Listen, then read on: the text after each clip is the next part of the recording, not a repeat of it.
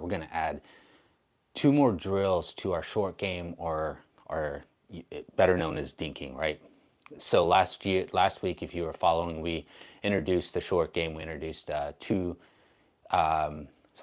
third shot drops, and then last week we started talking about short game, some dinking stuff that you could be doing. So today we're going to just add 2 easy ones. I think the big purpose of all of this is, besides starting to teach some basic control, placement, some basic patterns, I think the biggest challenge that I see are players who get their feet just stuck. They once their feet are set, they will almost do anything but move their feet to hit the ball, reaching,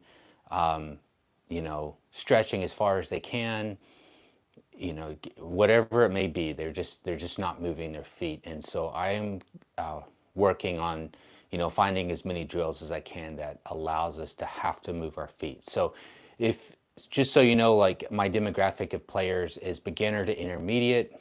So I work with a bunch of players that are newer to the game or have come to a certain point in their game and they're ready to progress to the next skill levels, usually 3, 5, 4.0 and higher. But one of the biggest challenges we run across is just a lack of moving feet. Like, you're just trying to figure out how to move your body around or reach without having to move your feet. And so I'm really a big proponent of drills that allow you to move your feet. All right, so that being said, let's talk about the drill, right? So we're just a 2-person drill. A lot of what I'm doing is 2-people drill. Now you could just do 2, 4 players, but 2 players working together, right? So the very first drill that we want to do is what I like to call, let's do green. All right, so we're going to take these 2 players off. You got these 2 players here. This is what we call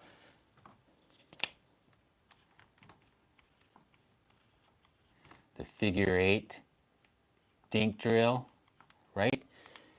And what do I mean by that? Okay, so let's say this player is going to go straight down the lines, and this player is going to go cross. Okay, so what do I mean by that? So this is what I mean. So this player, because they're going to go straight, they're going to say, we'll start over here. So these are the cones. These are yellow cones and green cones. So this player here and this player here. So what this player will start to do is they will dink the ball from this cone to this cone.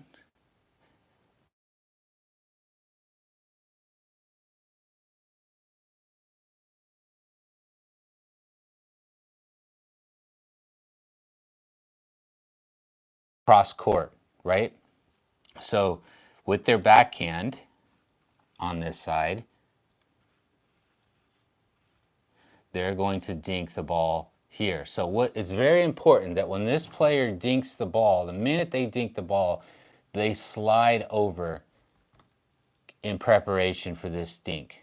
And as soon as this player cross court dinks this ball, they're sliding over, okay?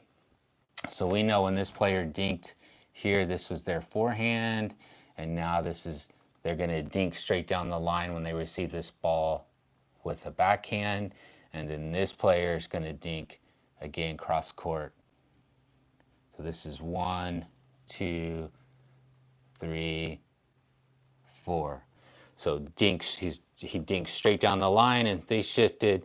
He dinks cross court, shifted. Now, as soon as this player dinks, they're coming back here, and the ball's coming back across.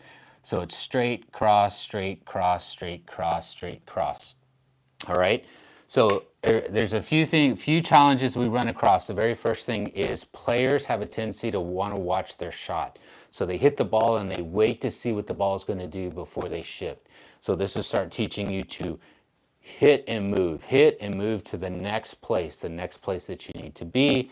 And then second of all, it teaches you to move, not to be stuck. So I had a lot of players trying to stand in the middle here and just hit the ball without moving. It doesn't work. If this player is hitting the right ball, it doesn't work. for you to stand and reach. You have to move. And because we teach you to catch the ball out front, even if it's off one of the front of your knees there, you still have to move to get there, because when you're reaching way out here, it's very ineffective, right? So this is what we call the figure 8 drill. This is the one that we like to do a lot, all right? So let's talk about, and then of course you can switch. Now this player can start going straight and this player can start going cross, and now that's just reverse. This player's now hitting across and this player's now hitting straight, right?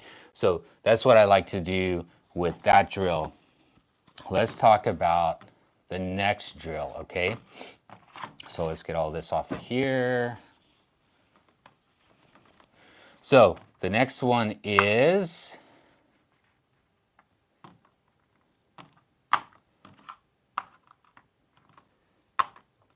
cones here, okay? So I'm not really sure what I'm calling this drill other than, again, so let's say this player here is going to dictate, and this player is just going to return the ball, okay? So typically you have one person dictating and one person just getting the ball back.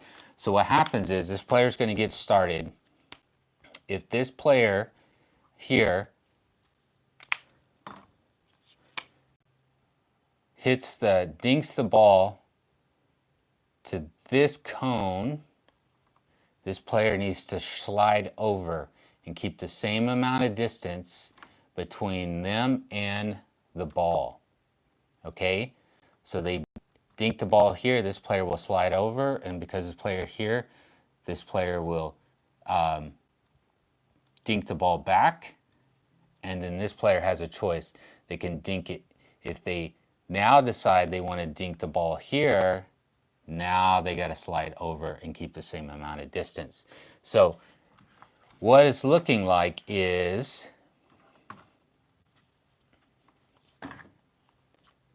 whatever cone that you're dinking to, so say you dink to this cone here, you need to slide over and to this cone. And then when you dink to this cone, you need to slide over here.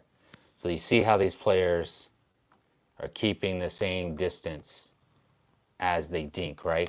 So this distance here is the same. What we don't want to do, I see a lot of times when we're dinking, is players get caught in the corner and then they just sit here and dink back and forth. And it goes with the same theory that I have when we're playing, and this is not like mind-blowing, right? But it does make a lot of sense, and pickleball is not the only sport that I could say this works, but a lot of players, I think, don't get into the short game and don't hit dinking because they don't understand it. They don't understand the strategy. So that's why players will stand in the corners here and just hit the ball back and forth when we're doing drills, because they don't know, like, what am I doing here? I'm just hitting the ball back and forth. When you start showing them how to move and how to start working together, so this player dinks the ball to this one, so they know that they need to move here, right? And then when the ball gets dinked to this cone here, they know they need to move here, which moves this player, okay? So all of a sudden, you start seeing the game from a different perspective, and you start seeing that once you put a player in the corner here like this, it's actually pretty easy to keep them there and eventually force them to get under stress or get pressured and miss the ball.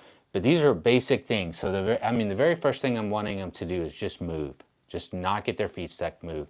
Second, I want them to start placing the ball to one of the cones, and then when they place the ball, know where the next place they need to be.